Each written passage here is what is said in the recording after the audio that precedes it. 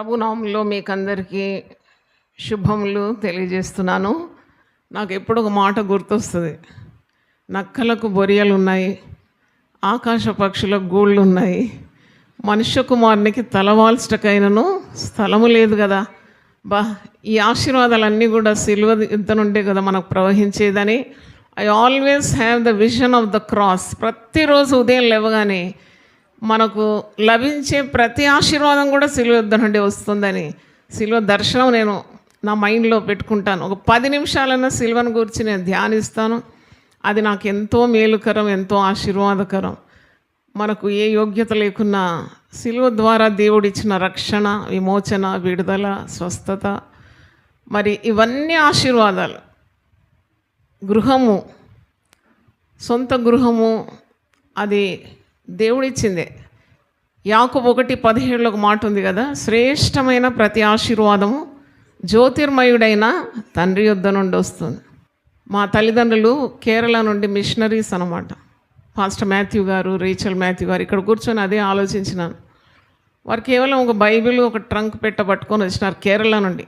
వాళ్ళకున్న ఆస్తులన్నీ వదిలేసి వచ్చినారు, సేవ నిమిత్తం వచ్చినారు, దేవుని ఉన్నతమైన పిలుపుకు లోబడి వచ్చినారు. కిరాయి ఇంట్లో ఉన్నారు.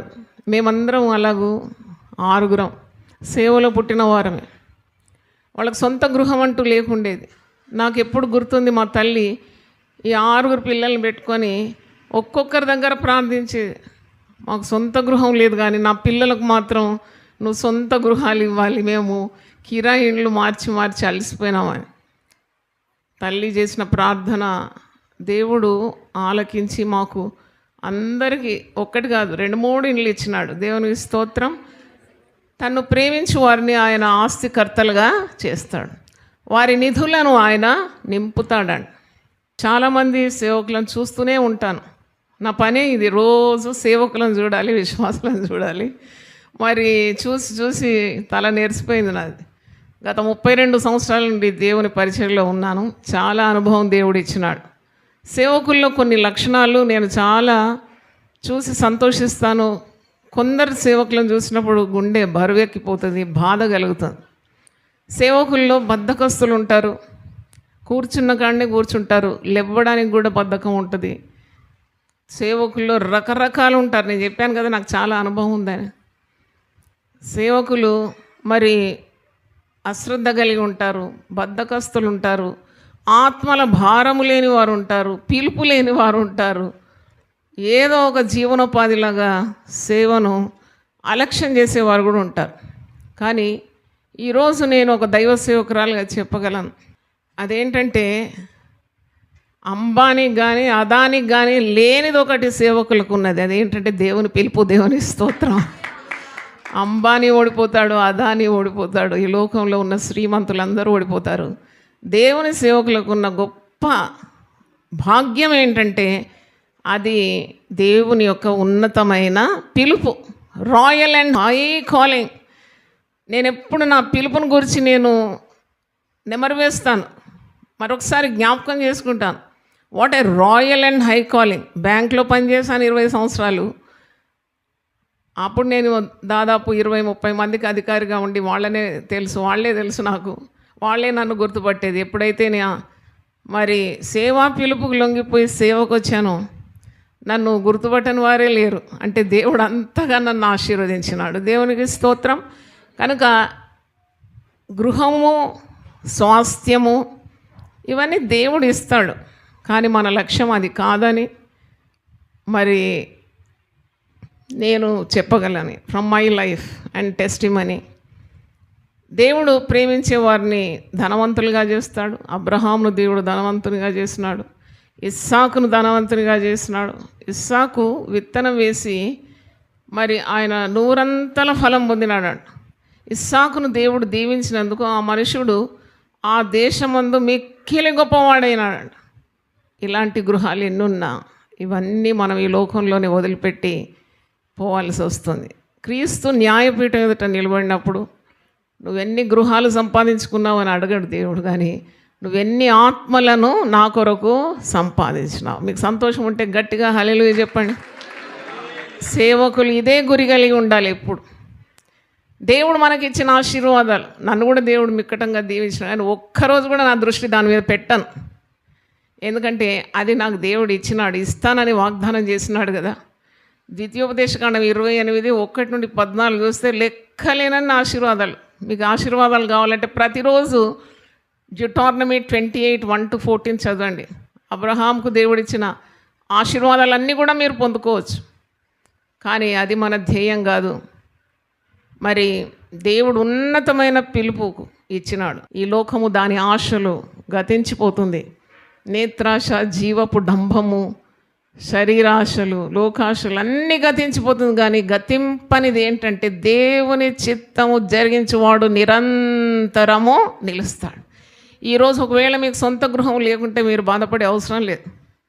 నేను ఎప్పుడు అనుకుంటాను, మరి నాకు దేవుడు అన్ని విధాల ఆశీర్వాదం ఇచ్చినాడు, నేను కావాలంటే కాస్ట్లీయెస్ట్ కార్లో నేను మరి ప్రయాణం చేయొచ్చు, రిచెస్ట్ బిల్డింగ్ కట్టుకోవచ్చు, ఏదైనా చేయొచ్చు. కానీ నాకు దాని మీద గురి లేదు. మరి గురి అంతా నాకు దేవుడిచ్చిన ఆ పిలుపుకు నేను విధేయురాలై అనేక ఆత్మలను ప్రభు సన్నిధిలో నడిపించాలని ఆ మండుతూ ఉన్న కోరికతోనే ఎప్పుడు ఉంటాను. అది ఆరిపోవద్దని నా ఆశ. కొన్నిసార్లు దేవుడు అమితంగా ఆశీర్వదించినప్పుడు మన దృష్టి అంతా ఆశీర్వాదాల మీద పోతుంది. మనం ఇచ్చినవాన్ని మర్చిపోతాము, మనం ఎందుకొరో పిలువబడినామో అది మర్చిపోయే ప్రసక్తి కూడా ఉంది. అలాగే ఎప్పుడు కాకూడదు. నాకు పౌలు భక్తుడు గుర్తుకొస్తున్నాడు. ఫిలిప్పీలకు రాసిన పత్రిక 3వ అధ్యాయంలో మంచి మాట నేను జ్ఞాపకం చేస్తాను. ఫిలిప్పీ పత్రిక 3వ అధ్యాయం. దేవుని సేవకులు చాలామంది ఉన్నారు. నేను పరిశుద్ధాత్మ ప్రేరణతో ఈ మాట పలుకుతున్నాను. విశ్వాసులు కూడా, ఈ లోకంలో మీకు సంపాద్యం లేదు, స్వాస్థ్యం లేదంటే ప్రభువే మీకు స్వాస్థ్యం. ఒక దగ్గర అంటాడు, నీ పాలు నీ స్వాస్థ్యము నేనే అన్నట్టు. మనకు సొంత గృహాలు ఉండకూడదు, అందమైన భవనాలు ఉండకూడదు, వస్తువాహనాలు ఉండకూడదు, ఆస్తిపాస్తులు ఉండకూడదని కాదు. మన లక్ష్యమంతా ప్రభు అయి ఉన్నాడు. ప్రభు చిత్తము నెరవేర్చడమే మన ధ్యేయమై ఉండాలని ఈ ఫిలిప్పీ 3వ అధ్యాయం నేను తరచుగా చదువుతాను. It's an eye opener for me to keep my goal constant on the Lord. Yesu మీద నా గురి, నా లక్ష్యం ఉంచడానికి ఈ ఫిలిప్పీ పత్రిక 3వ అధ్యాయము నాకు ఎంతో సహాయం చేసింది. మరి ఫిలిప్పీ 3:9 వచనం చదువుతున్నాను. క్రీస్తును సంపాదించుకొని ధర్మశాస్త్ర మూలమైన నా నీతిని గాక క్రీస్తునందలి విశ్వాసం వల్లైన నీతి, అనగా విశ్వాసం బట్టి దేవుడు అనుగ్రహించు నీతి గలవాడినై ఆయన యందు అగుపడు నిమిత్తమును ఏ విధము చేతనైనను మృతులలో నుండి నాకు పునరుద్ధానం కలగవలనని ఆయన మరణ విషయంలో సమానుభవం గలవాడనై ఆయనను ఆయన పునరుద్ధాన బలమును ఎరుగు నిమిత్తం, ఆయన శ్రమల్లో పాలివాడగుట ఎట్టిదో ఎరుగు నిమిత్తం సమస్తమును నష్టపరుచుకొని వాటిని పెంటతో సమానముగా ఎంచుకొనుచున్నాను. అంటే ఆయన మరి దర్శనం చూడండి, ఎంత ఉన్నతమైన దేవుని యొక్క దర్శనం కలిగిన వ్యక్తి.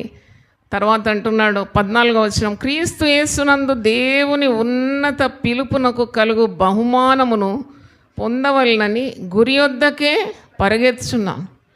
అంటే సేవకులమైన మా గురి అంతా ప్రభువే ఉండాలి. గురి వద్దకే నేను పరిగెత్తుచున్నాను అంటున్నాడు.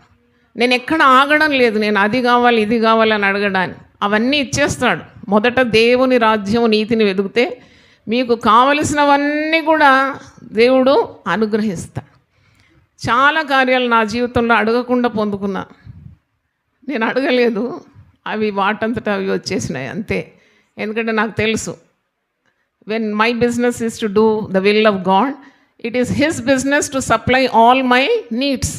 అవును, నేను ఎప్పుడైతే దేవుని చిత్తంలో ఉన్నానో, గురి వద్దకే పరిగెత్తున్నానో, లక్ష్యం ఉంచి దేవుని దర్శనాన్ని నెరవేరుస్తున్నానో, నేను ఇక వేటి గురించి నా శ్రద్ధ, నా ఆసక్తి అవసరం లేదు. అవన్నీ వాటంతటికి అవే నన్ను చేరుకుంటాయని నాకు గొప్ప విశ్వాసం కదా. మనము హోటల్లో వెళ్ళి ఒక ఇడ్లీ ప్లేట్ ఆర్డర్ చేస్తాం, చట్నీ వేరుగా ఆర్డర్ చేస్తామా? ఇడ్లీతో పాటు ఏమిస్తారండి?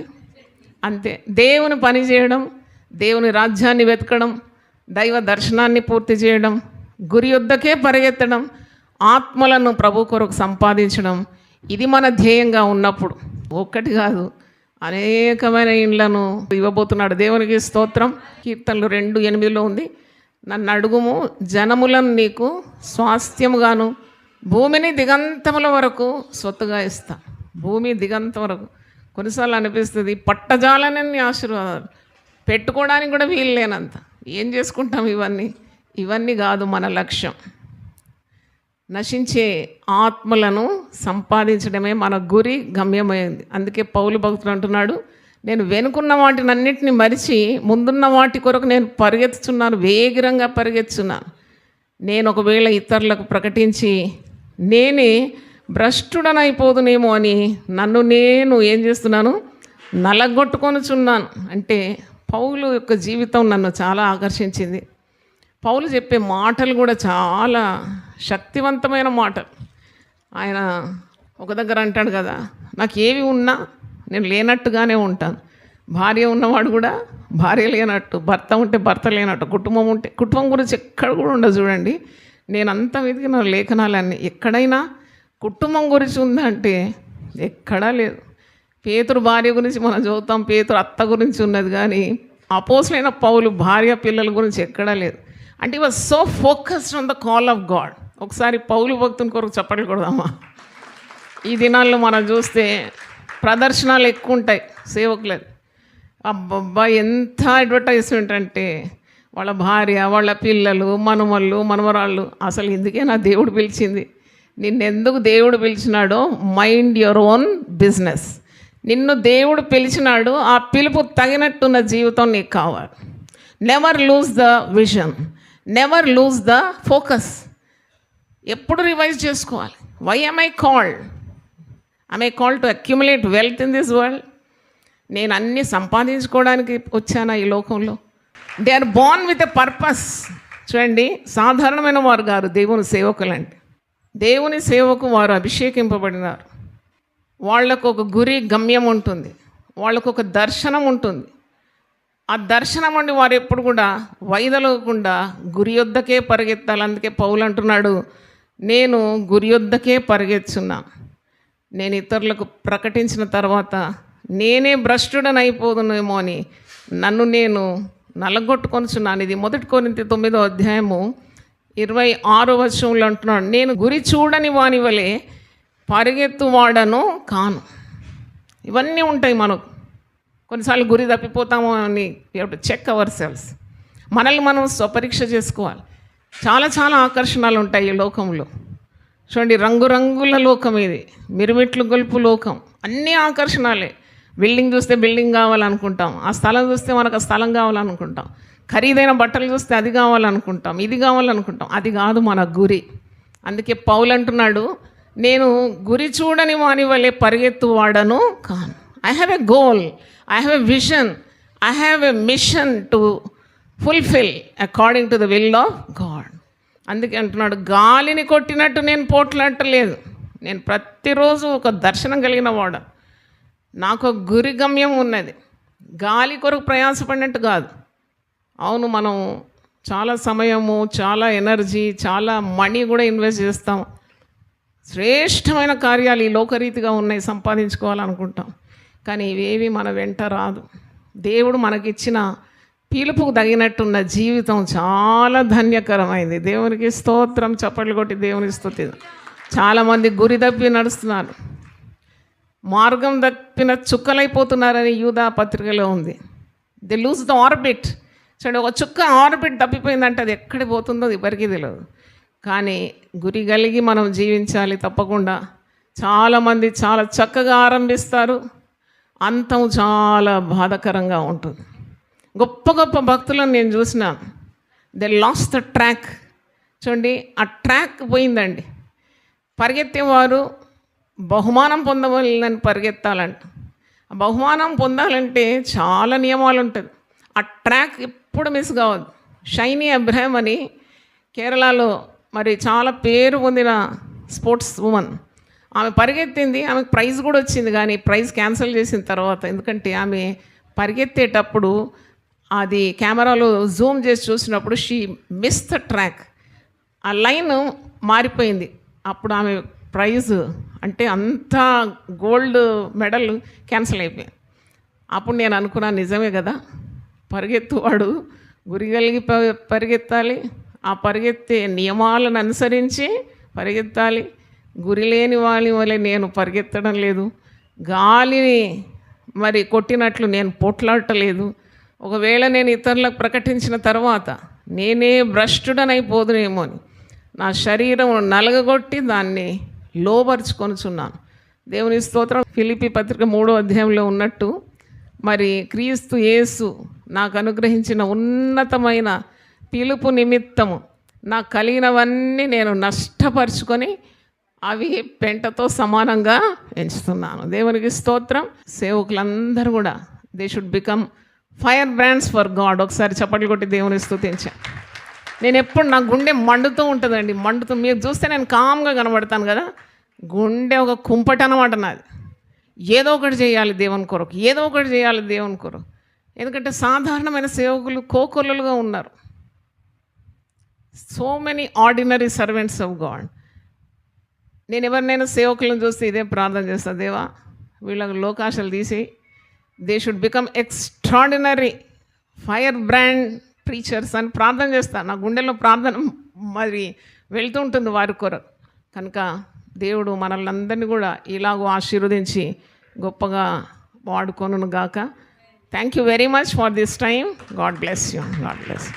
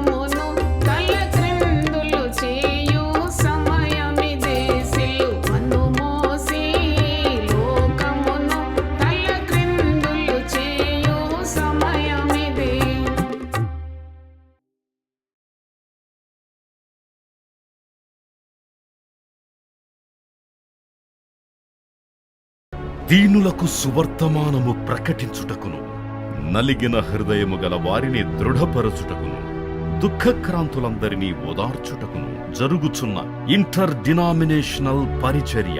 యెషయా 61:1-3. యునైటెడ్ పీపుల్స్ ఫెలోషిప్ UPF ఆదివారము ఆరాధనలు. ప్రభాత ఆరాధన ఉదయం 6 గంటల నుండి ఉదయం 9 గంటల వరకు. సాయంకాల ఆరాధన సాయంత్రం 6 గంటల నుండి రాత్రి 9 గంటల వరకు. స్థలం Osmania garden function hall, జామై Osmania railway station ఎదురుగా, అడిక్మెట్, హైదరాబాద్. అందరూ ఆహ్వానితులే. ఆహ్వానించువారు ప్రభువు దాసురాలు జాయ్ చెరియన్ గారు, వ్యవస్థాపక అధ్యక్షురాలు మరియు సీనియర్ పాస్టర్ UPF హైదరాబాద్. వివరములకు 9550504718, 9030757571 నంబర్లను సంప్రదించగలరు.